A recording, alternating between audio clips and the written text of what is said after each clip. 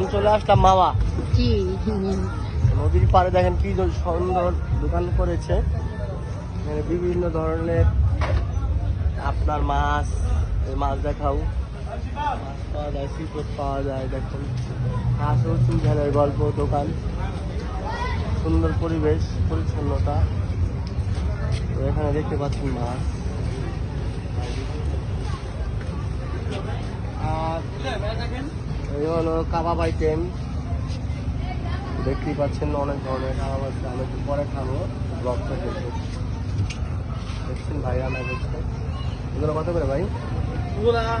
100 টাকা। দেখাও। 100 টাকা হিসাবে কিন্তু ভালোই, ঠিক আছে। ঢাকা শহরে কিন্তু বেশি দাম। এটা হচ্ছে আপনার কি হারিয়ালি কাবাব, হারেলি কাবাব। ইন্ডিয়ান আর এটা হচ্ছে বিফ, গরুর বিফ। গরিব বিফ। এটা কত? 100 টাকা।